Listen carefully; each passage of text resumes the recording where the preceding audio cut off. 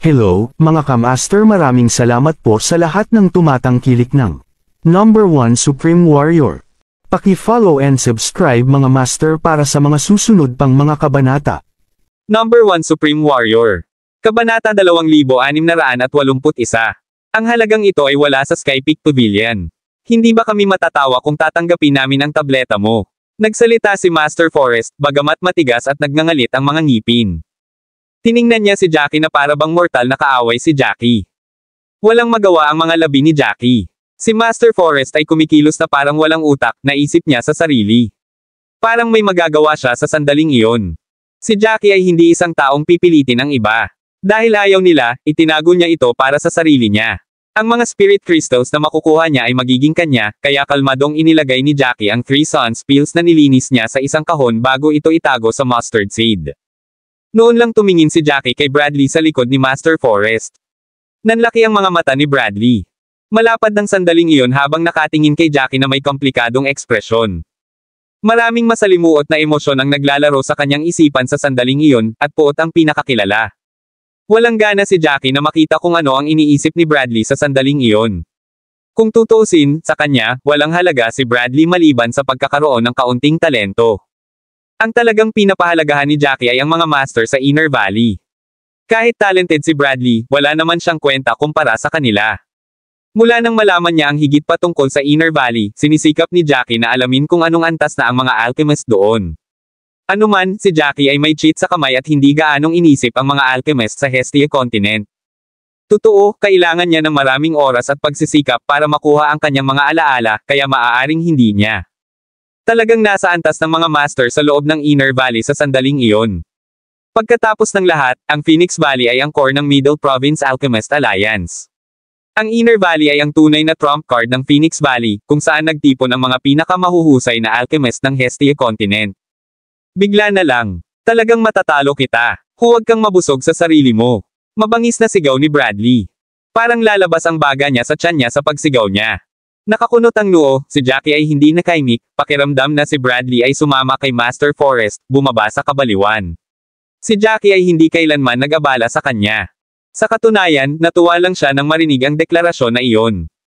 Narinig ko na ang mga salitang ganyan ng hindi mabilang na beses sa mga taon, ngunit wala pang nakarinig. Nagawa mo na talaga ito, pag-iisip ni Jackie, kahit nasirain mo ang iyong lalamunan sa lahat ng hiyawan na iyon, hindi ito magiging kapanipaniwala. Ang pagkawala ay isang pagkawala. Sinira ng mga simpleng salita ni Jackie ang depensa ng isip ni Bradley. Biglang nanlaki ang mga mata ng huli nang mawalan siya ng paa at bumagsak sa sahig. Si Master Forest ay nagmamadaling yumuko at tinulungan si Bradley, na, sa sandaling iyon, ay mukhang kaawa-awa at mahina. Para siyang madudurog sa isang dampilang. Nasanay ka na ba sa lahat ng nangyayari? Madudurog ka na lang kapag may nangyaring mali at hindi mo na kaya. Hindi makapaniwalang komento ni Mr. Zane. Tumingin lang si Bradley at walang sinabi. Galit na tumingin si Master Forest kay Jackie. Huwag mong isipin na may magagawa ka sa talento na mayroon ka. Ang ikatlong yugto ng pagsusulit ay hindi susubok sa iyong talento sa alchemy. Kahit may talent ka, hindi mo talaga magagamit. Batay sa naunang kasunduan, hindi dapat ibinunyag ni Master Forest ng ganoon kabilis ang nilalaman ng ikatlong yugto. Gayunpaman, si Master Forest ay masyadong emosyonal at nawala ang kanyang filter. Ang ikatlong yugto ay hindi pagsubok ng alchemy, hindi ba? Kaya mas naging curious si Jackie. Pinaikit ni Jackie ang kanyang mga mata nang magsimula siyang mag-isip kung ano ang maaaring maging ikatlong yugto. Kabanata 2682. Samantala, natahimik si Bradley habang nakayuko ang ulo, tila pinigilan. Si Jackie naman ay sumulyap sa kanya saglit bago niya tuluyang hindi pinansin si Bradley. Magkaharap ang magkabilang panig, at pagkatapos ng mahigit 15 minutong katahimikan, unti-unting humupa ang tensyon na kapaligiran. Si Master Forest ay kitang-kitang nag-aalala kay Bradley, nababahala na si Bradley ay maaaring natunaw sa ilalim ng presyon, at sa gayon ay wala ng oras na abalahin ang mga kinatawan ng Phoenix Valley. Ang buong atensyon niya ay kay Bradley. Tumingin si Elder Maurice kay Jackie, at halos naramdaman ng huli ang pares ng mga mata sa kanya. Kung may gusto kang sabihin, sige lang, sabi ni Jackie, medyo naiinis. Ang nabalisa na si Elder Maurice ay nagpakawala ng mahinang ubo at nagsalita, mukhang hindi ako mapakali. Si Claude at Benedict ay hindi maaasahan. Nag-aalala ako na matatalo tayo. Bahagyang tumango si Jackie. Ang pag-aalala ni Elder Maurice ay nararapat. Kung tutuusin, walang makapagsasabi kung anong level na sina Claude at Benedict. Halos 20 oras na ang lumipas, ngunit walang makabuluhang paggalaw ang nagmula sa apat na silid. Natural lang na mag-alala. Si Mr. Zane naman ay mas composed. Huminga siya ng malalim. Sa tingin ko hindi mo kailangang mag-alala masyado. Hindi man sila ganoon katalino, paano naman ang dalawa mula sa Sky Peak Pavilion? Halos pareho lang silang apat. Pakiramdam ko lahat sila ay mabibigo. Sa huli, si Jackie ang laban kay Bradley. Tumanggo si Jackie, pakiramdam niya ay makatwiran ang pagsusuri ni Mr. Zane, magkapareho nga silang apat. Ang paligsahan ay hindi kapani-paniwalang mahirap sa pagkakataong ito, at maging si Bradley ay nangangailangan ng 18 oras na pagsusumikap upang makumplito ang isang 3 sun spill. Para sa iilan sa kanila na matagumpay na pinuhin ito, malamang na hindi sapat ang isang araw. Naisip ito ni Elder Maurice at tumango. Ang magagawa lang natin ay ipagdasal na hindi magtagumpay silang apat. Kung kalabanan lang namin ang resulta ni Jackie, siguradong mananalo kami. Ang sumunod na panahon ay nakaramdam ng paghihirap. Sa bagay, halos 2 oras na lang bago matapos ang round. Ang mga kinatawan mula sa Phoenix Valley at Sky Peak Pavilion ay napabuntong hininga habang ang kanilang mga mata ay nakadikit sa apat na pinto. Sinubukan ng lahat na makita kung ano ang nangyayari sa loob, kung may nakapagpino o wala ng 3 sun spill. Lumipas ang oras ayon sa nararapat, gaano man kabalisa ang lahat. Pagkalipas ng mahigit 2 oras, madilim na ibinalita ni Master Forrest, tapos na ang oras. Ilabas ang lahat ngayon din. Lalabas sila anuman ang resulta. Agad namang kumilos ang mga steward na nakatayong bantay ng marinig iyon. Apat silang lahat ay pumunta sa harap ng mga pintuan at mahinahong itinulak ang mga ito, na tinawag ang apat na nag-aaway pa sa loob. Nang malaman nilang apat na tapos na ang oras, tumigas ang mga ekspresyon nila, si Conrad lang ang walang gaanong reaksyon. Tapos na ang oras, bleated Claude, tunog sa halip panicked. Mabilis ba? Seryosong tumango ang Katie, wala, hindi nag-aksaya ng oras sa pangangatuwiran. Pagkatapos noon, lumingon siya, at sinenyasan si Claude palabas gamit ang kanang kamay. Alam ni Claude na tapos na ang oras at sa pagkabigo ay napilitang lumabas. Paglabas niya, tumingin siya kay Elder Maurice, na ang tingin ay nakatutok sa kanya. Napalunok siya ng walang malay, at agad na nagkaroon ng ideya si Elder Maurice kung ano ang nangyari. Dinig na dinig ang mga yabag habang palabas silang lahat sa kanilang mga silid. Wala sa kanilang mga mukha ang masaya. Na talagang nakahinga ng maluwag sina Elder Maurice at Mr. Zane. Kung lahat sila ay masama, kung gayon ang Phoenix Valley ay nanalo sa round na ito. Tutal, 4 na oras lang ang inabot ni Jackie para tapusin ang gawain. Kabanata 2683. Mapait ang mukha ni Master Forrest nang makita niyang nagpapahinga si Elder Maurice. Kung walang sino man sa kanilang apat ang nakapagpino nito, matatalo sila sa ikalawang yugto. Ang Phoenix Valley ay ganap na mananalo sa pinakamahusay sa 3 paligsahan. Kung naging ganoon ang lahat, tapos na ang Sky Peak Pavilion. Nai-imagine pa niya kung paano siya haharapin ng mga tao nila kapag lumabas na ang balita. Kung tutuusin, napakarami niyang ipinangako at ipinagyayabang. Halos ginagarantiyahan niya na sila ang mananalo. Naglakad sina Claude at Benedict kay Elder Maurice, kitang-kitang nanlumo at nahihilo. Isang malamig na tawa ang pinakawala ni Elder Maurice. Nagpunta ito tulad ng naisip ko na mangyayari ito, ngunit hindi ito masyadong masama. Kayong dalawa ay basura, ngunit ang dalawa pa. Ibinaba ang ulo nilang dalawa at walang ibang sinabi. Pagkaraan ng ilang sandali, biglang sinabi ni Claude, kung gayon, kung kaming apat ay nabigo na pinuhin ang mga table tasks, paano matutukoy ang resulta? Bumantong hininga si Mr. Zane habang may pagmamalaki, syempre mananalo tayo. Sa tingin mo ba kasing sama ni Jackie sa inyong dalawa? Hindi mo man lang napino ang isang 3 sun spill sa loob ng 24 na oras habang nirefine na ito ni Jackie sa loob ng 4 na oras, at nagpatuloy sa pagpino ng ilan pang mga table tasks. Ang mga salitang iyon ay lubos na natigilan kina Benedict at Claude. Biglang napaangat ang ulo nilang dalawa habang hindi makapaniwalang tumingin kay Mr. Si Jackie ay mukhang katulad ng karaniwan niyang ginagawa, walang kibo pa rin. Walang makakaapekto sa kanya. Nakatingin kay Jackie, paus na nagtanong si Claude, totoo ba iyon? Nagtaas ng kilay si Jackie. Anong ibig mong sabihin dyan? Hindi ka naniniwala. Marahas na umiling si Claude. Siyempre hindi siya maglalakas loob na tanungin si Jackie, ngunit ang mga salita ni Mr. Zane ay labis na ikinagulat niya. Alam ng sino mang dumaan sa round na iyon kung gaano ito kahirap. Ang dalawa sa kanila ay nakipaglaban sa isang mahusay na labanan sa silid na iyon, sila ay nabigo ng labis na sila ay naging manhid. Sila ay nabubuhay lamang sa pamamagitan ng lakas ng kalooban. Sa ganitong nakapangangilabot na kapaligiran, madaling mawala ang oras. Nang buksan ng Katie wala ang pinto, pakiramdam nilang dalawa ay hiwalay pa rin sila sa realidad. Isang alon ng pagkabigo ang bumalot sa kanila. Ang tanging nasa isip nila sa sandaling iyon ay ang kanilang pagdadalamati kung bakit napakahirap ng round. Para kay Jackie, gayunpaman, ito ay dumating bilang isang simoy. Nagsisimula pa ngang magtaka si Claude kung kasali ba sila sa parehong paligsahan. Kung hindi, hindi magkakaroon ng napakalaking pagkakaiba. Tinitigan ni Elder Mauray si Claude, pakiramdam nilang dalawa ay parang nakakasilaw sa paningin. Gayunpaman, mabuti na hindi nila kinaladkad ang koponan sa kabila ng kakulangan ng mga resulta. Madali silang nanalo muli sa round na ito. Out of the blue, biglang sumigaw si Master Forrest, nanalo kami. Halos lahat ng nandoon ay narinig ang kanyang hiyaw. Napakunot ang noo ni Jackie at nakita niyang ang natatalo na tingin ni Master Forrest ay napalitan ng kaligayahan. May hawak siyang tableta habang idinagdag niya, matagumpay na napino ni Conrad ang isang 3-son spiel. Sinuri ko ito kanina, at mayroong 50% refinement rate.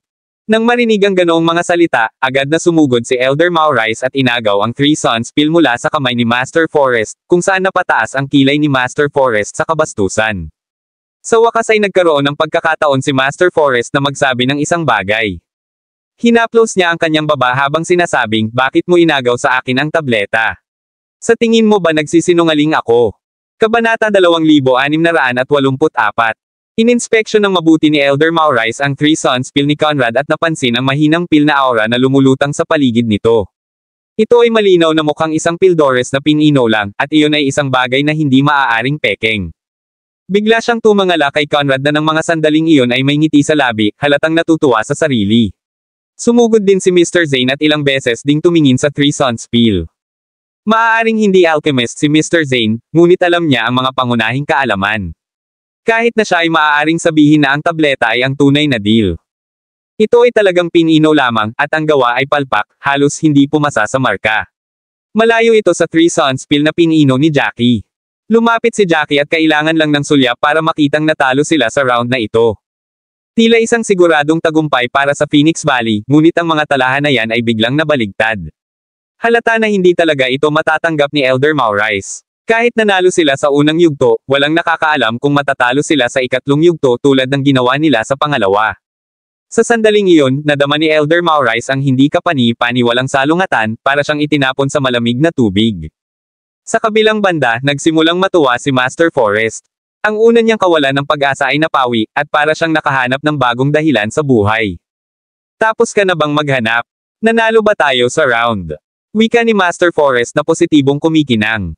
Sa sandaling naisip niya ang mga salitang sinabi sa kanya ni Elder Maurice kanina, parang gusto ni Master Forrest na lumaban. Malamig siyang ngumiti at sinabing, Elder Maurice, masyado kang kumpiyansa kanina. Pagkatapos ng lahat, ito. Sinusubok ng tournament ang mga resulta ng lahat. Mayroon ka lamang isang natatanging alchemist. Kahit gaano pa kalakas si Jackie, alchemist pa rin siya. Iba ang side natin. Mayroon kaming isang hiyas, ngunit ang iba ay hindi rin mahina. Sa susunod, dapat mong isipin ang iyong pangkalahatang mga marka bago mo subukang magyabang. Makabubuting iwasan mong sumigaw ng sobra, o baka masiraan ka pa sa huli. Hindi sana magiging tuwid si Master Forrest sa kanyang mga salita kung nangyari ito noon, ngunit sa yugtong ito at pag-ikot, puno na siya ng galit at pagkabigo. Sa kung paano biglang bumaling ang mga resulta, natural na gusto niyang gumanti, upang itaboy ang lahat ng negativity sa kanyang kalaban. Namula ang mukha ni Elder Maurice sa galit, nawala ang kanyang kaginhawaan dahil napalitan ito ng kumukulong galit. Bigla siyang lumingon at galit na pinandilatan si Master Forrest. Hindi kailanman naging emosyonal si Elder Maurice, ngunit mula nang makarating sila sa Sky Peak Pavilion, lahat ng nangyari doon ay gumugulo sa kanyang isipan. Ang mabilis na pagtaas at pagbaba ng kanyang kalooban ay isang bagay na hindi niya kinaya. Si Mr. Zane, masyadong, kitang-kitang kumikinang. Kung naging mahalaga lang sana siya ay pinagsabihan na niya ito. Nako, Katie wala lang siya ng Phoenix Valley. Siya ay wala kahit saan malapit sa itaas bilang Elder Maurice, kaya walang paraan na siya ay pinapayagan na sabihin ng anumang bagay na tulad ng kalikasan. Humihingal sa galit si Elder Maurice, nagalit sa mga salita ni Master Forrest. Nakasimangot si Jackie habang inabot at hinawakan ang braso ni Elder Maurice. Sinaman niya ito ng tingin para pakalmayan siya. Biglang tumawa si Jackie habang nakatingin kay Master Forrest. Hindi ba nagyayabang ka rin? Kahit na mayroon kang isang pambihirang estudyante, ang dalawa pa ay hindi gaanong naiiba sa aming mga alchemist. Kabanata 2685. Hindi naman sa hindi ko nakita ang resulta ni Conrad kanina. Natapos niya ang 600 pilrun, at hindi siya kasing galing ni Claude mula sa aming Phoenix Valley. Medyo naghihinala ako, inaamin ko. Dahil wala siyang magandang resulta noon sa condensing pilrun, paano niya nagawang matindaan at makondense ang 60 pilrun sa ganoong kaikling panahon? Matapos marinig iyon, lahat ay nagtinginan. Kino-question mo ba ang integridad ng tournament? Ungol ni Master Forrest. Sa tingin mo nanloko si Conrad? Umiling si Jackie. Wala akong kino-question. Kaya lang, feeling ko medyo kakaiba ang resulta niya base sa nakita namin. Napatingin tuloy si Jackie kay Conrad. Kahit na sinubukan ni Conrad ang kanyang makakaya upang i-compose ang kanyang sarili. May nakitang bakas ng guilt si Jackie sa kanyang mga mata. Si Conrad ay parang may sumaksak sa kanyang likod nang bigla siyang sumigaw, ikaw lang ba ang makakapagpino ng Three Suns Pill, at lahat ng gumagawa nito ay itinuturing na nandaye. Kalmadong umiling si Jackie sa tonong iyon.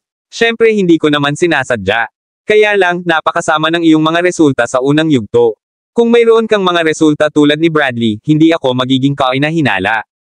Nagawa mong pinuhin ang isang Three Suns Pill ngayon, ngunit ang iyong mga resulta sa unang yugto ay hindi ganoon kaganda. Kahit na ang mga resulta ng unang yugto ay hindi direktang nakakaapekto sa mga resulta ng pangalawa, ang mga ito ay konektado pa rin. Ang unang yugto ay sinubukan kung mayroon kang talento o wala sa condensing pill runes. Hindi ko sinusubukang insultuhan ka para lang bastyusan ka. Kayong apat ay nasa parehong pamantayan. Hindi ka man lang katapat ni Claude, kaya paano ka biglang napabuti sa ikalawang yugto, na nalampasan ang lahat at nakatapos ng Three Suns Pill. Ang mga salita ni Jackie ay parang lohikal, at ang kanyang tono ay napakapantay. Hindi niya sila pinupuntirya dahil sa mali siya o sadyang nagdudulot ng anumang gulo. Talagang may hinala siya kaya naman tinanong niya ang mga tanong na iyon. Inabot ni Master Forrest at tumayo sa harap ni Conrad. Ang talino mo talaga, Jackie, pero hindi mo ba kami pinupuntirya para gawin iyon sa puntong ito? Kung ang isang tao mula sa Phoenix Valley ay nakakumpleto ng Three Suns Pill, hindi mo itatanong ang mga tanong na iyon. Dahil natalo ka lang kaya sinusubukan mong gawin ang lahat ng kaguluhang ito. Lahat ba mula sa Phoenix Valley ay mga natatalo lang? Sino ang masakit na talunan? Bulalas ni Elder Maurice. May mali ba sa sinabi ni Jackie? Ito ay kakaiba sa simula. Ang apat sa kanila ay higit pa sa parehong antas, at si Claude ay nagkaroon ng mas mahusay na resulta kaysa sa kanila sa unang yugto. All of a sudden, sa second stage, wala siyang paraan para makamit ang 50% refinement rate. Kahit 40% ay imposible para sa kanya. Iyon ang dahilan kung bakit hindi niya mapino ang isang Three Suns Pill. Kung ang iba pang tatlo ay may ibang dahilan para hindi mapino ang tableta, hindi sana itinanong ni Jackie ang tanong na ito. Si Master Forrest ay hindi tanga. Alam niya na ang mga argumento ni Jackie ay, sa katunayan, medyo makatwiran. Ito talaga ang dahilan kung bakit hindi siya papayag na magtanong si Jackie ng mga bagay-bagay. Gusto niyang garantiya na ang Sky Peak Pavilion ay nanalo sa ikalawang yugto. Kabanata 2686. Saka lamang sila matagumpay na magpapatuloy sa susunod na yugto. Biglang tumawa ng malakas si Master Forrest sa mga salitang iyon at sumagot, huwag na kayong maghanap ng mga dahilan. Nasa harap mo ang Three Suns Pill, at nanalo kami sa second round fair and square. Kung ayaw mong aminin ang pagkatalo, humanap ng paraan para tanggihan ang mga resulta. Lumalampas ka sa linya. Napaawang ang labi ni Jackie sa mga salitang iyon. Masasabi niya kung ano ang iniisip ni Master Forrest. Pinilit sila ni Master Forrest na maghanap ng gulo, at sasagutin niya ang paratang na iyon na wala talaga silang lehitimong tanong. Sa ganoong paraan, masisiguro ni Master Forrest ang mga resulta ng ikalawang bahagi ng paligsahan. Tumingin ulit si Jackie kay Conrad. Sa pagkakataong iyon, nakataas ang ulo at tuwid na katawan ni Conrad na para bang gusto niyang ipakita sa lahat na nanalo siya ng patas. Walang magawang umiling si Jackie, talagang pinapino ni Conrad ang isang Three Suns Pill, pero hinala ko na nakita na niya ang recipe bago ito. Nagsanay na rin siya sa pagbuo ng mga sinaunang pill rune. Kung hindi, hindi niya magagawang iwanan ang mga ito sa alikabok sa ganoong kaikling panahon. Nagsalita si Jackie sa tonong hindi kapani-pani walang kumpiyansa na para bang walang puwang para sa pagdududa. Hindi ko pa ito nakita dati. Sigaw ni Conrad. Sa pagkakataong iyon, pulang-pula ang kanyang mukha na parang lutong yulang. Ang galit na galit niyang mukha ay parang papatayin niya ang susunod na magtatanong sa kanya. Halatang hindi kapani-pani walang bigo siya. Matalino ang lahat ng naroroon, at masasabi nila kaagad na may mali. Naninigas ang bibig ni Master Forrest nang lumingon siya kay Conrad na pagtantong tama ang hula ni Jackie. Gayunpaman, hindi siya papayag na magbunga ang haka-haka ni Jackie. Sa sandaling mapatunayan ni Jackie na ang unang yugto ay hindi naging patas, ang mga resulta ng ikalawang yugto ay hindi sasagutin, at ang Phoenix Valley ay mananalo. Mabilis na nag-isip si Master Forrest at sinabing, Jackie, alam ko kung ano ang iniisip mo ngayon. Hinihila ka ba ng dalawa mong kasamahan pababa? Kung hinihila ka nila pababa at ginagawang hindi ka masaya, dapat ay inaakusahan mo sila sa halip. Anong kinalaman nito sa atin? Ang pagkawala ay sanhi ng dalawang iyon. Kung sino man sa kanila ang nakapagpino ng Three Sons Pill, nanalo ka sana. Nang marinig ang mga salitang iyon, hindi maiwasan ni Jackie na tumingin kay Master Forrest ng may paghanga. Maaari siyang mag-isip ng maayos at mabilis na baguhin ang punto ng pagtutok. Nais niyang maramdaman ng lahat na ang mga sinabi ni Jackie ay dahil sa kanyang magagandang resulta na pinipigilan ng kanyang mga kasamahan sa koponan. Iyon ang naging dahilan ng pagkagalit ni Jackie at naghanap ng gulo. Si Claude at Benedict ay tahimik na nakatago sa likuran. Nang marinig nila ang pahayag ni Master Forrest, nanginginig ang kanilang mga katawan. Labis na takot ang dalawa. Kung si Conrad ay hindi matagumpay na napino ang isang Three Sons Pill, hindi nila sa teknikal na paraan ay nadrag ang mga resulta pababa. Gayunpaman, matagumpay na napino ni Conrad ang tableta. Ibig sabihin, silang dalawa ang dahilan ng kanilang pagkawala. Kung hindi pa sinabi ni Master Forrest ang mga salitang iyon ng mas maaga para makaabala kay Elder Maurice, malamang na nasa mahirap na sitwasyon silang dalawa. Kabanata 2687. Mapapagalitan sila at mabigat na parusuhan kapag nakabalik sila. Bahagyang napabuntong hininga si Jackie habang sinulyapan sina Claude at Benedict sa likuran niya.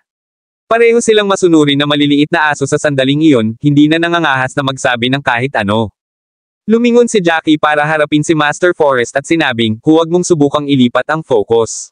Ang dalawa sa kanila ay maaaring nadrag ang aming pangkalahatang mga resulta pababa, ngunit sa tingin ko ito ay isang ganap na naiibang bagay sa problema ni Conrad.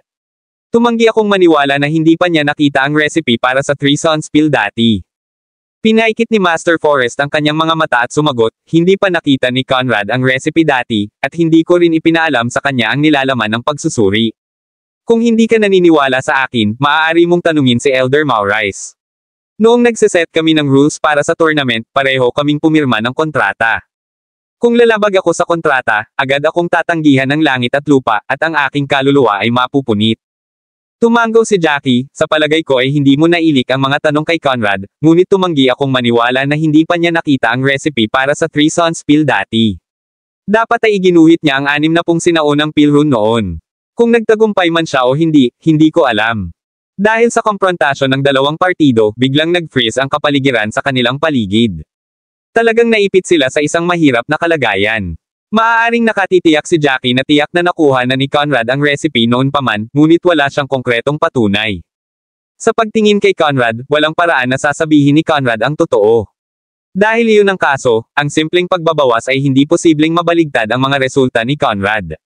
Nang matanto iyon ni Elder Maurice, walang magawa siyang tumingin kay Jackie. Kahit na hindi siya handang kilalanin ang mga resulta ni Conrad, walang paraan na sino man ang umatras sa sitwasyong ito. Kung ipipilit nila ito, sayang lang ang oras.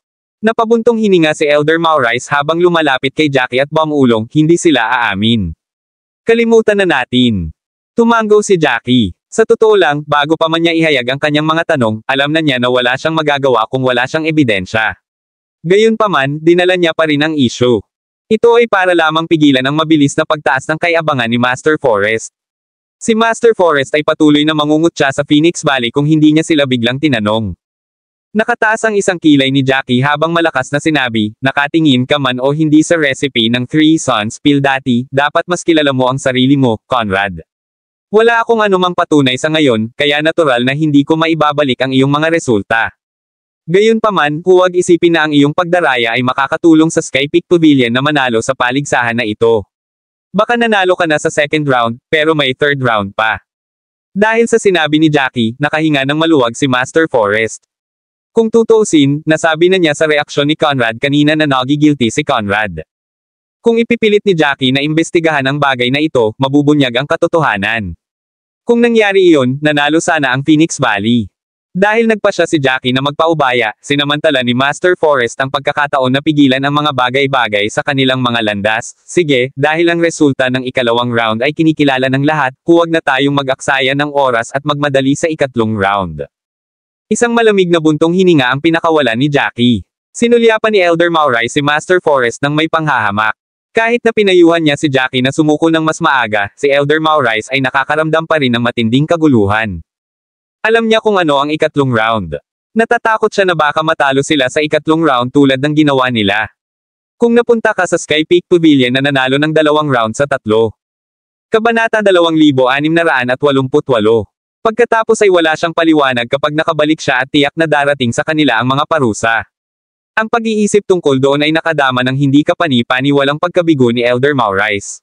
Inakay ni Master Forrest ang lahat sa likod ng bulwagan. May nakatagong pinto sa likod patungo sa gilid ng bulwagan. Pagdating ng lahat sa harap ng bulwagan, itinuro ni Elder Mauray ang pinto at sinabing, sa likod ng pintong ito ay isang hiwalay na mundo na ginawa namin para sa tournament na ito. Isang mature na phoenix ang nagbabantay sa Green Phoenix Fruit sa loob. Kapag ganap na hinog ang Green Phoenix Fruit, kokolektahin nito ang mga prutas. May kabuuang 6 na prutas sa loob. Ang gawain mo ay pumili ng isa sa mga prutas ng Phoenix. Sa sandaling sinabi niya iyon, natigilan ang lahat. Wala ni isa sa mga kalahok ang nahulaan ang nilalaman para sa ikatlong hamon na ito.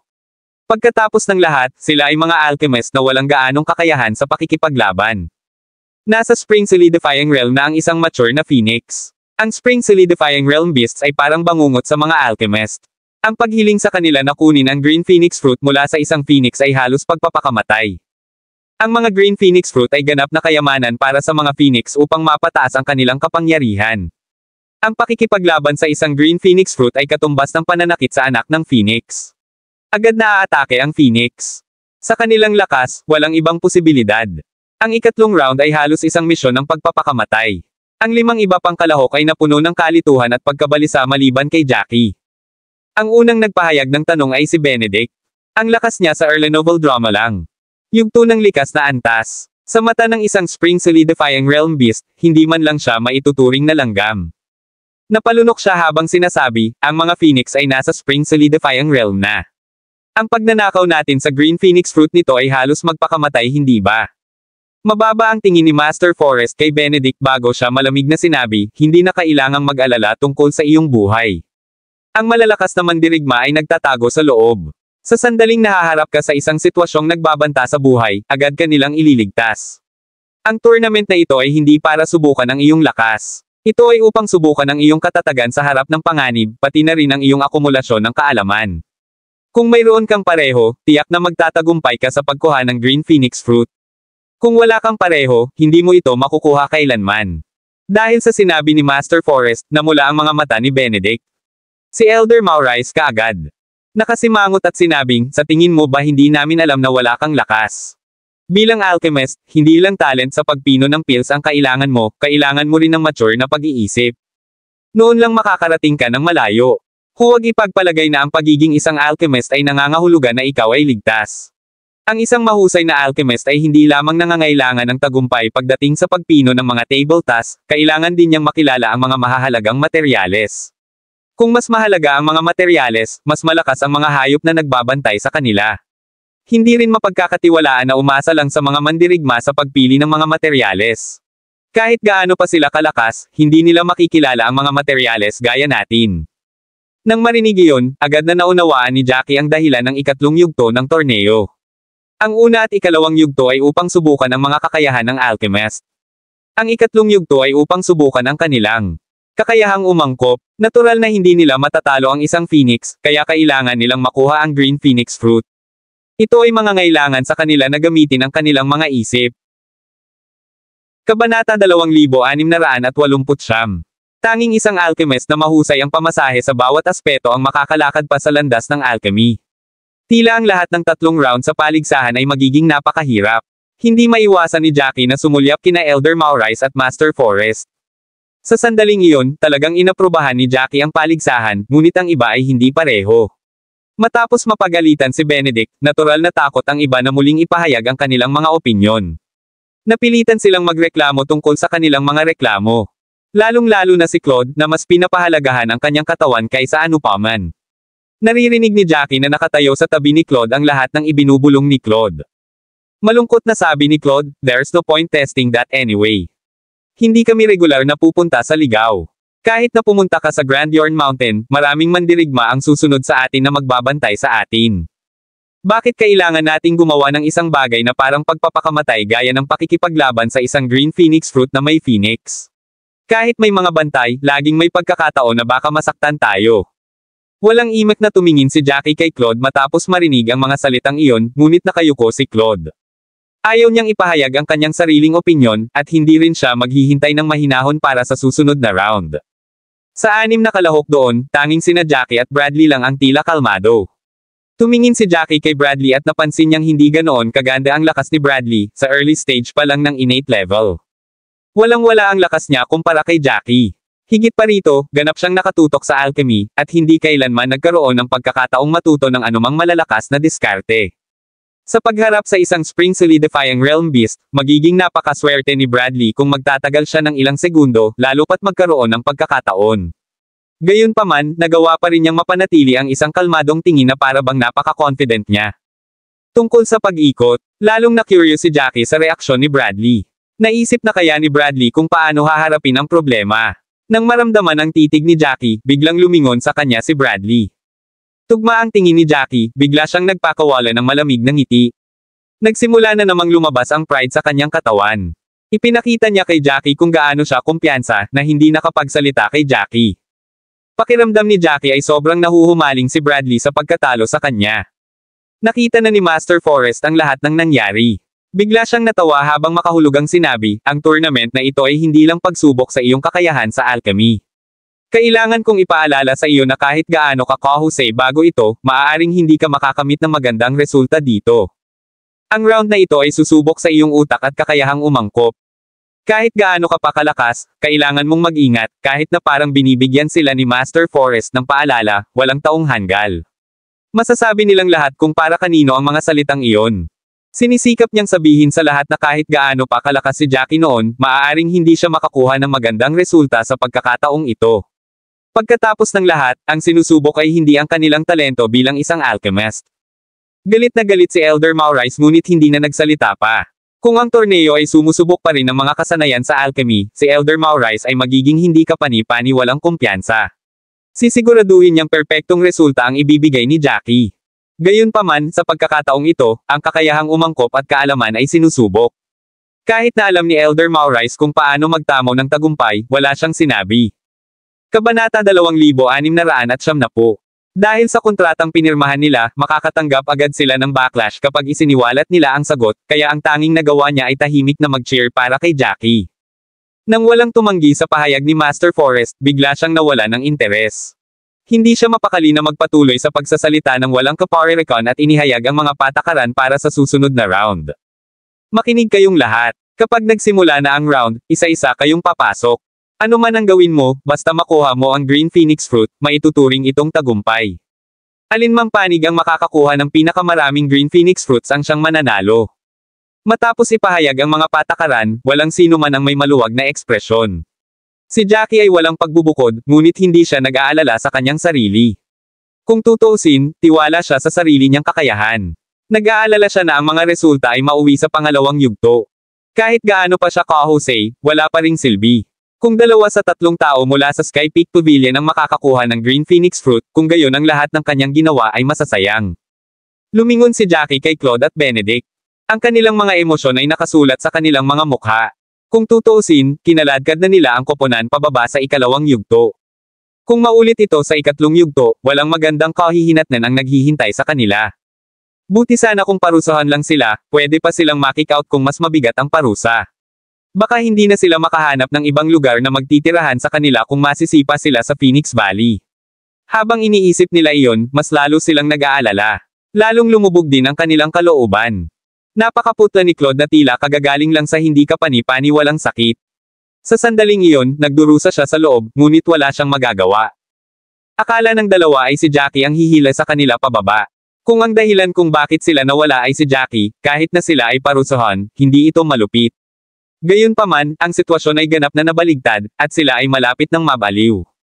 Masyado silang na-pressure. Ito ay hindi lamang dahil sila ay nag-aalala na sila ay hilahin ang koponan pababa. Ang kahirapan ng paligsahan ay lubos na lumampas sa kanilang mga inaasahan, na higit na nakaapekto sa kanilang mental na estado. Tumingin si Elder Mauray sa kanilang dalawa na nanlulumo at agad na nakaramdam ng kawalan ng pag-asa. Para siyang mahihimatay anumang oras. Biglang nawalan ng tiwala si Elder Mauray. Sa huli, hindi siya ang nakikipagkompetensya. Kahit na nababalisa siya hanggang sa himatayan, ito ay ganap na walang kabuluhan. Bumantong hininga si Elder Mauray at sinabing, ano ang dahilan kung bakit ka nalulungkot? May oras ka pa bang mag-alala tungkol sa iyong nararamdaman? Mas mabuting magmadali ka at pag-isipan kung paano makukuha ang Green Phoenix Fruit. Talagang hindi ka pani-paniwalang nagalit si Elder Mauray sa puntong iyon. Masyadong absurd ang dalawa sa kanila. Kapag sila ay nakatagpo ng isang bagay na mahirap, sila lamang ang nakakaalam ng masama para sa kanilang sarili. Wala silang anumang pagpapaubaya para dito. Nagsisimula ng magsisi si Elder Mauray sa hindi paggamit ng Inner Valley. Pagkatapos ng lahat, ang tournament na ito ay hindi magiging isang isyu sa lahat kung ang panloob na lambak ay kasangkot. Napilitan namang umiling si Mr. Zane at bumantong hininga sa lahat. Kahit na si Jackie ang nangunguna, tila nahihirapan silang manalo. Pagkatapos ng lahat, ang huling dalawang round ay hindi kasing simple ng pagdaragdag ng puntos ng magkasama. Nakatuon sila sa pagkumpleto. Masyadong masama ang performance ni Claude at Benedict. Hindi napigilan ni Mr. Zane na umiyak, dapat talaga tayong magpasalamat na inirekomenda ni Elder Rick si Jackie noon. Kung wala si Jackie, mas lalo tayong napahiya. Mas malala ang parusa natin. Walang magawa si Elder Mauray. Kahit na ayaw niyang aminin, talagang gumanap si Elder Rick ng mahalagang bahagi sa pagkakataong ito. Maaaring ang intensyon ni Elder Rick ay parusahan si Jackie, ngunit nang dumating si Jackie, iniligtas niya ang paligsahan para sa kanila. Kabanata 2671. Nag-iisa pa rin si Jackie sa huli. Si Elder Mauray ay nakaramdam ng matinding hininga, at si Mr. Zane ay umiling lamang ng tahimik novel drama. Itinuro ni Master Forrest si Jameson, na tahimik na nakatayo doon, sa pagkakataong ito, samahan natin ang may pinakamasamang resulta. Dumilim ang mukha ni Jameson. Si Master Forrest ay hindi nakinig sa kanyang mga salita. Labis nitong ikinahihiya si Jameson, ngunit walang masabi si Jameson. Kung tutuusin, wala naman siyang masabi. Lumabas siya sa karamihan at atubiling tumayo sa harap ng pinto. Itinuro ni Master Forrest ang isang daliri at sinabing, 1 oras.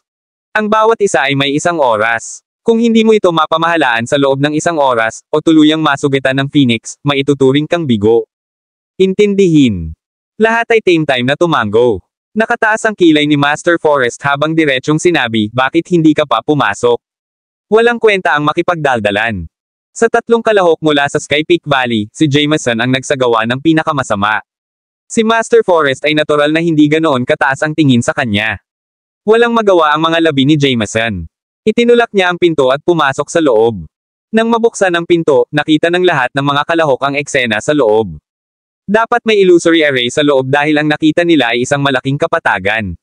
Sa kapatagan ay isang phoenix na kasing laki ng 3 tao na gumagapang sa paligid ng kapatagan.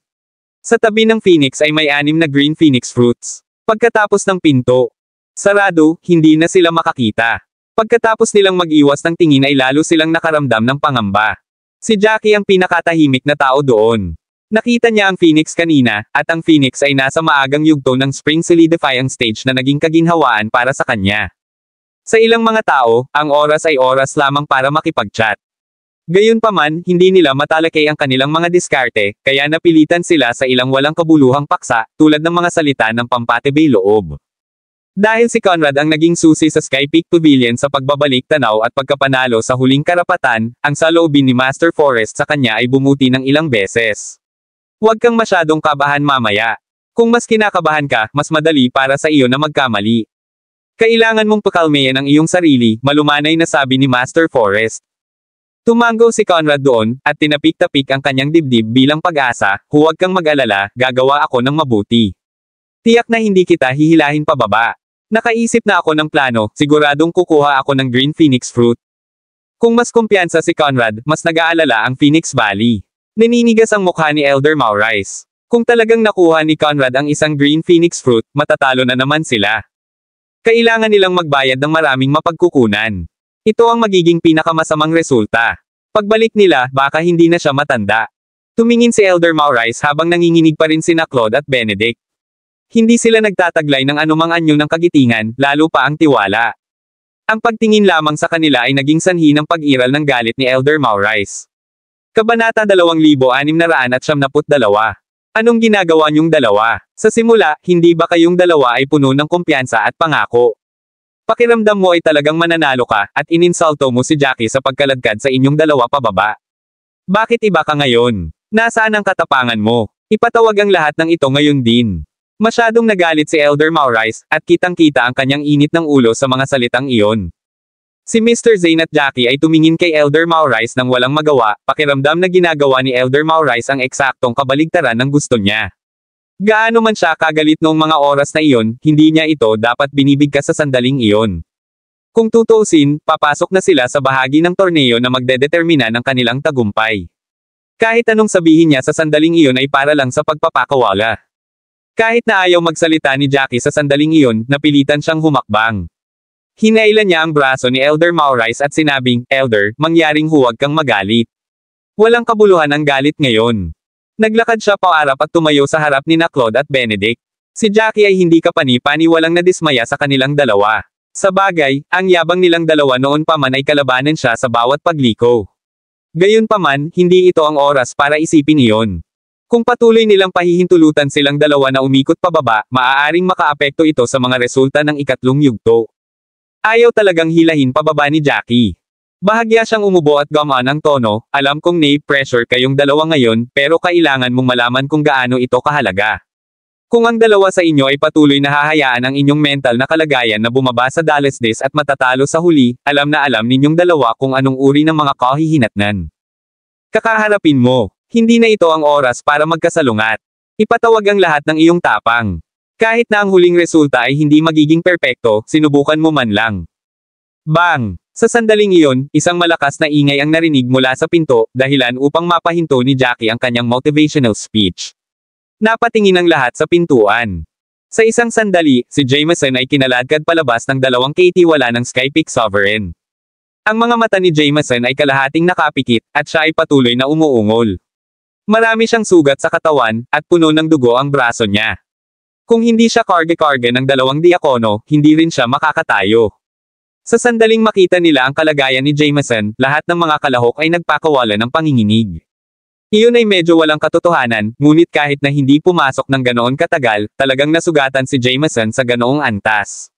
Hindi nagaksaya ng oras si Master Forrest at agad na nagpatawag ng ilang errand disciples para dalhin si Jameson para gamutin.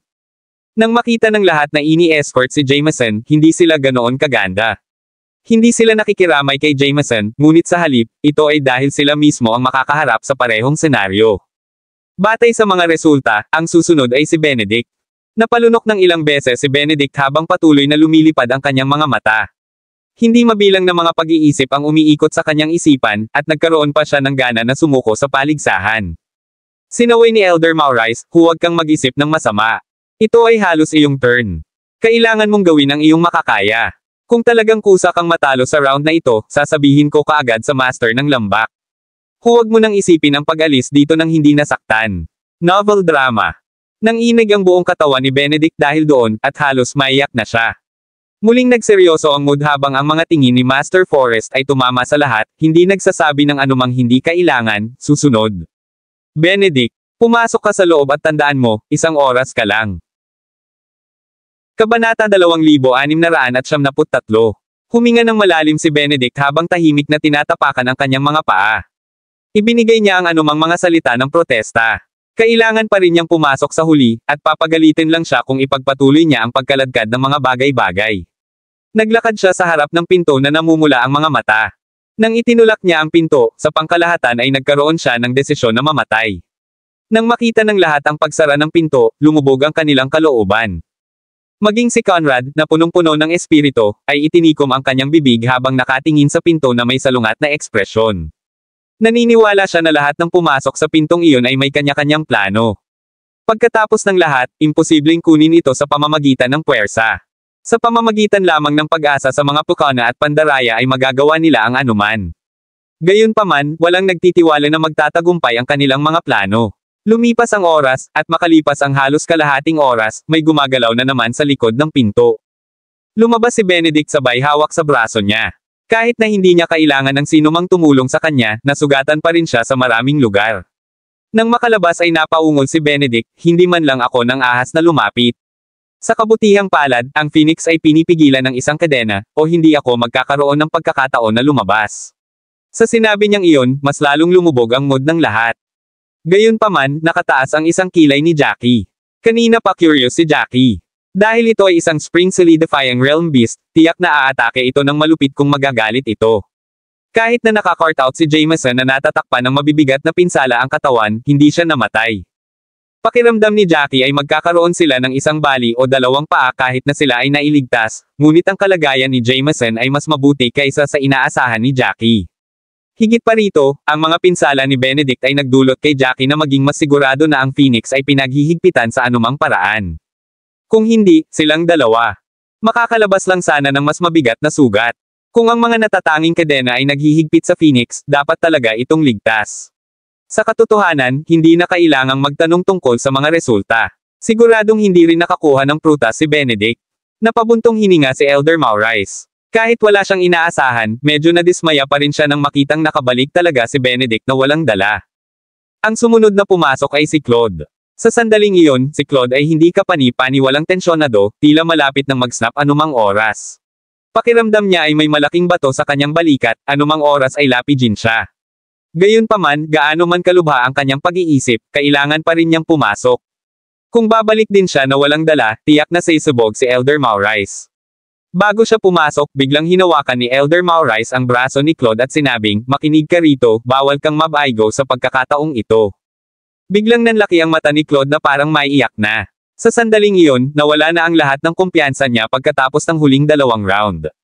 Sinabi pa sa kanya ni Elder Maurice na hindi siya pinahihintulutang mabaigo, kaya naramdaman niyang nahihirapan siyang huminga. Pagkapasok ni Claude ay tumingin ulit si Jackie kay Conrad.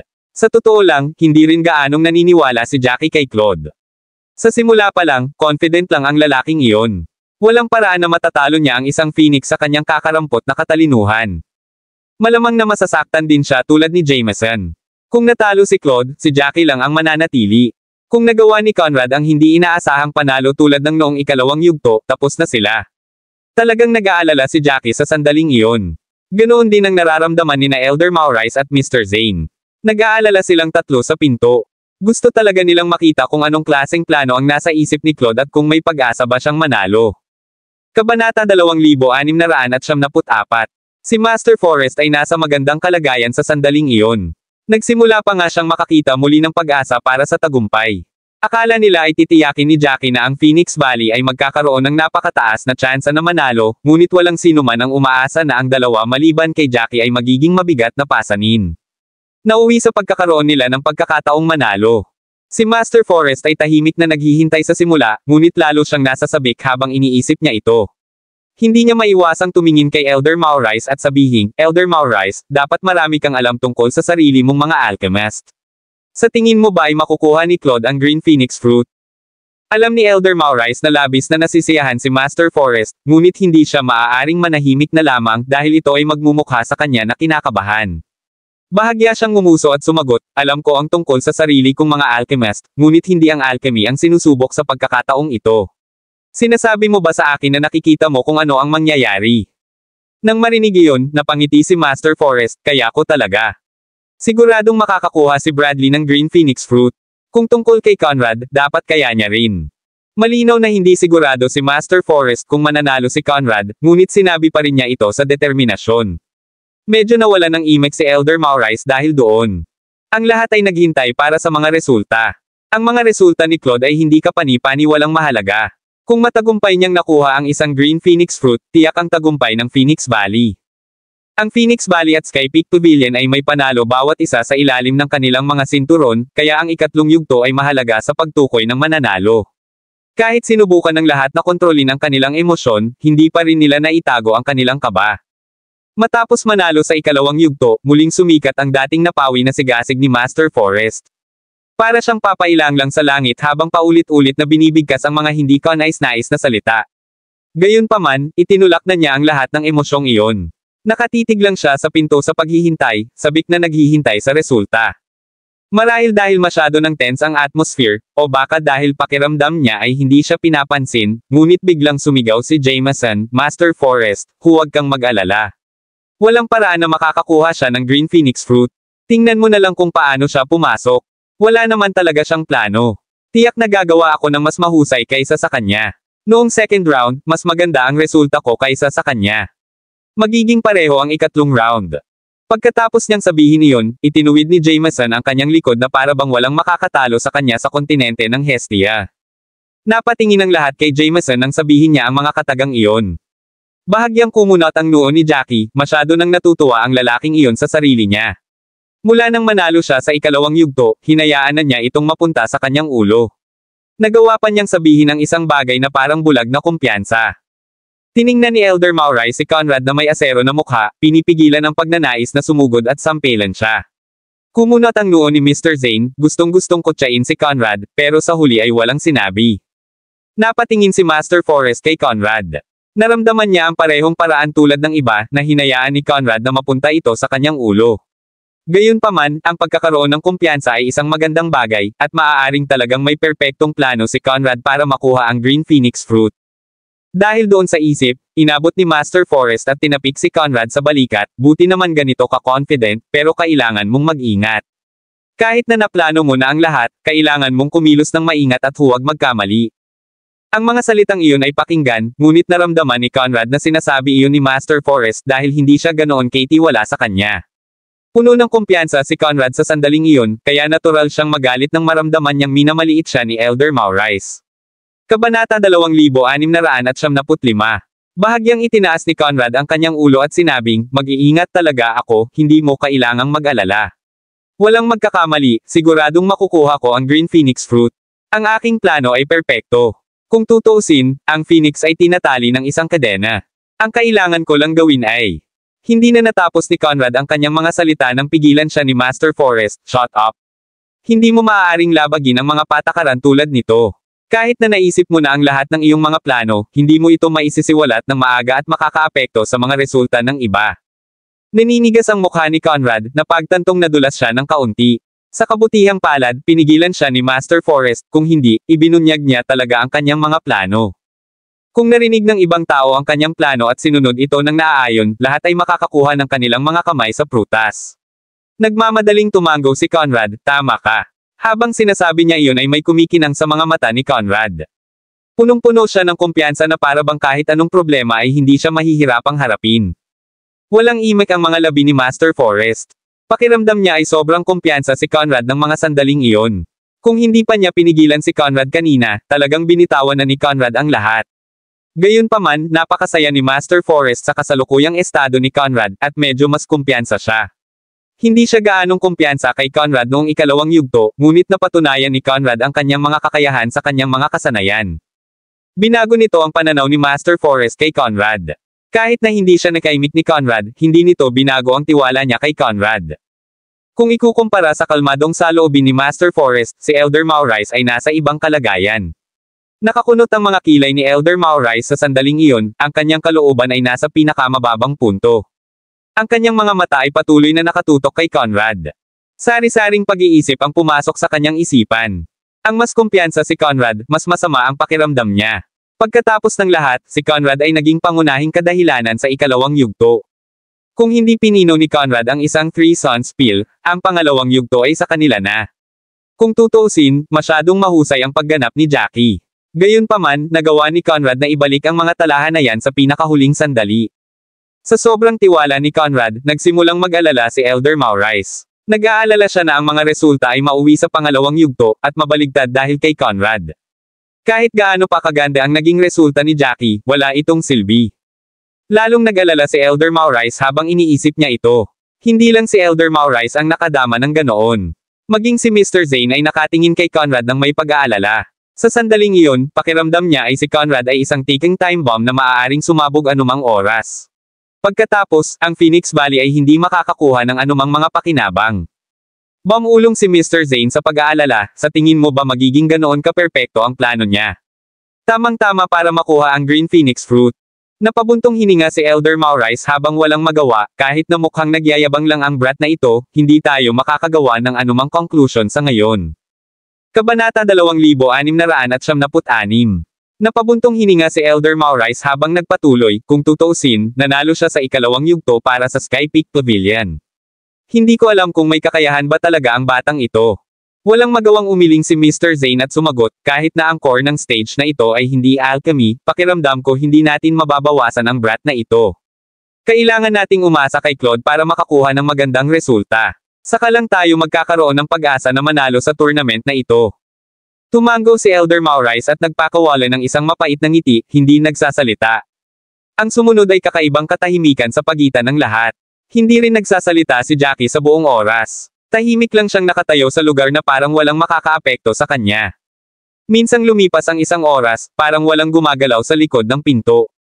Nawala ng oras ang lahat sa sobrang tahimik. Biglang sinabi ni Elder Maurice, tapos na ang oras. Dalawa kayo, ilabas nyo siya. Ang limitasyon sa oras ay itinakda sa isang oras. Kung nakuha nga ng kalahok ang prutas sa loob ng isang oras, aalisin sila at maituturing na bigo. Sa sandaling sinabi ni Master Forrest na itinulak ng dalawang wala ang pinto at pumasok sa kaharian. Nang ilabas si Claude, wala siyang anumang pinsala sa kanya ngunit nasa isang kaayla hilakbot na mood. Nakayuko ang ulo niya, at parang namatay na ang buong pamilya niya. Nang lumabas siya, hindi man lang siya naglakas loob na tumangala kay Elder Maurice at sa iba pa. Hindi na naitago ni Master Forrest ang kanyang ngiti, isang oras na ang lumipas, at hindi ka nakakuha ng Green Phoenix Fruit. Natalo ka na, kinikilala mo ba ito? Malungkot na tumango si Claude. Isang masayang ngiti ang pinakawala ni Master Forrest ngunit sinabi pa rin, hindi na kailangang ma-depress. Ginawa mo ang iyong makakaya. Sa palagay ko ay hindi ka masyadong sisisihin ni Elder Maurice dahil sinubukan mo ang iyong makakaya. Ang mga salitang iyon ay nagdulot muli ng galit kay Elder Maurice, na tiyak na intensyon ni Master Forrest. Maging si Jackie ay napasimangot ng marinig iyon. Hindi man lang naglakas loob na huminga si Claude matapos niyang marinig iyon. Alam niyang napakalaking kasalanan ang nagawa niya. Sa totoo lang, malinaw niyang alam na hindi siya magtatagumpay pagkatapos ng kalahating oras. Para maiwasang masugitan at maiwasang sisihin siya ni Elder Maurice, pinili niyang manatili sa loob ng buong oras. Nag-walkout lang siya pagkatapos ipahayag ni Master Forrest na tapos na ang round. Nagsalubong ang kilay ni Jackie, medyo hindi nakapagsalita kay Claude. Mas malala pa si Claude kaysa sa inaasahan niya. Walang kahit isang kalmo sa kanyang damit, kitang-kita kung gaano siya kaligtas sa loob. Hindi nakakagulat na ang taong iyon ay nagmumura kung gaano kadelikado ang pagsubok. Parang talagang pinahahalagahan niya ang sarili niyang katawan. Kahit papaano ay ginawa ni Benedict ang kanyang makakaya at nasugatan pa dahil dito ay wala talagang nagawa si Claude. Sa pag-iisip tungkol doon, walang magawang umiling si Jackie. Si Elder Maurice at Mr. Zane ay hindi tanga. Natural na alam nila kung ano ang nasa isip ni Claude. Higit pa riyan, mayroon ding mga salitang sinabi ni Master Forrest. Nagsisimula ng maramdaman ni Elder Maurice na gusto niyang patayin si Claude. Kabanata 2677. Ito ay hindi na isang bagay na lamang hilahin sila pababa. Ito ay isang problema sa sariling saloobin ni Claude bilang siya ay tumawid sa linya. Kahit si Mr. Zane ay kinasusuklaman si Claude sa puntong iyon. Nag-shuffle siya papunta sa kinaroroonan ng Phoenix Valley. Alam niya na walang paraan na maiiwasan niya ang anumang kahihinatnan. Pagkatapos ng ilang malalim na paghinga, dahan-dahan niyang itinaas ang ulo. Nang makita niya ang galit na ekspresyon ni Elder Maurice, nanginginig ang buong katawan niya habang umuurong. Malamig na sinabi ni Elder Maurice, talagang binaygo mo ako sa pagkakataong ito. Naalala mo pa ba yung sinabi ko sa'yo nung pumasok ka? Binaliwala mo yata ito. Hindi mo man lang sinubukan, at naisip mo lang na hindi mo masaktan. Nagmamadaling umiling si Claude sa mga katagang iyon at sumagot, hindi naman sa ganon. Elder Maurice, paano ako mangangahas na gawin iyon?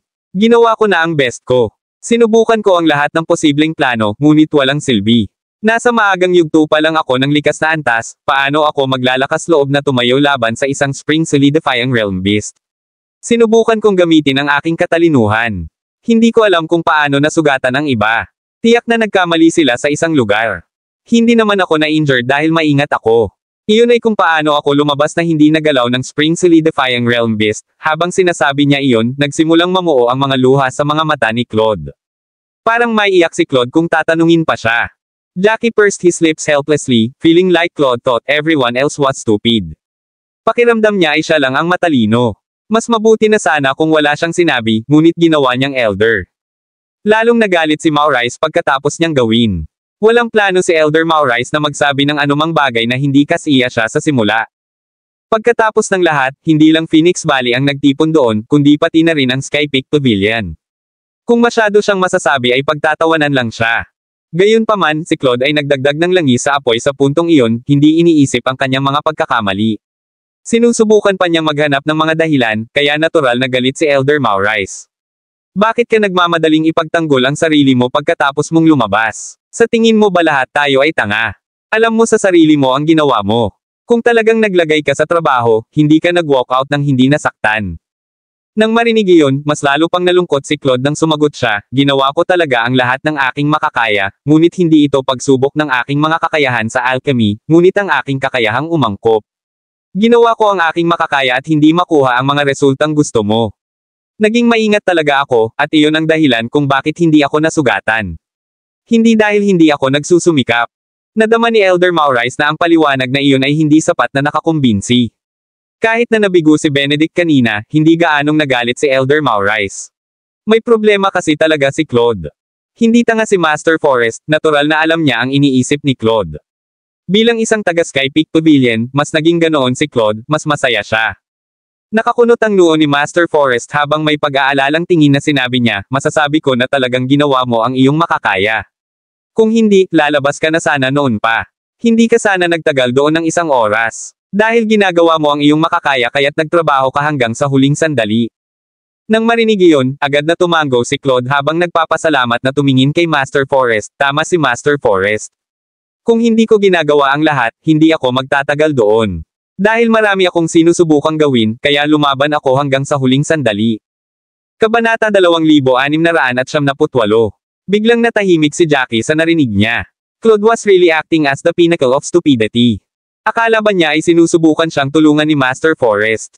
Malinaw na nahuhuli siya ni Master Forest, ngunit nagpa siya pa rin ang brat na iyon na tumalon sa mga salita ni Master Forest. Muli siyang nagdagdag ng langis sa apoy at wala nang ibang ginawa. Malapit nang sumabog si Elder Maurice sa ginawa ni Claude. Panay ang panginginig ng kanyang mga kamao habang nakakuyong ito, na nagpapakita kung gaano siya galit sa mga sandaling iyon. Nadama ni Jackie na dapat ay sinusubukan ni Elder Maurice ang kanyang makakaya na kontrolin ang kanyang sarili. Pinipilit niya ang sarili na huwag magpadala ng suntok at tuluyang nawala ng kontrol. Biglang tumawa si Conrad at sinabing, kahit anong hirap mo, bumalik ka pa rin ng walang dala. Anong silbi ng maraming sinasabi? Pagkasabi niya noon ay tumalikod siya at naglakad patungo sa pinto. Sa pagtingin sa tiwala na kilos ni Conrad, lahat ay nagsimulang magkaroon ng komplikadong damdamin sa kanilang mga puso.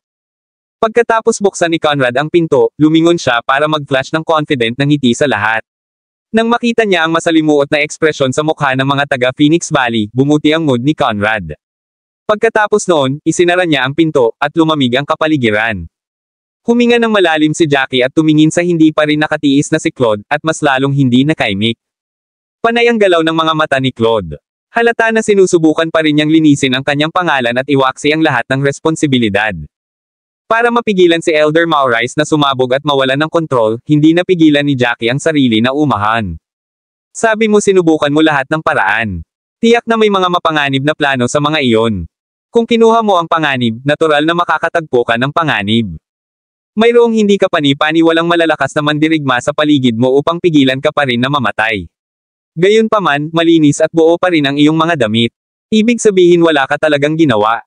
Sinasabi mo lang ang lahat ng iyan para mawala ang iyong responsibilidad, ang lahat ng iyon ay sinabi ni Jackie na may matigas na tono, na walang puwang para sa pagdududa.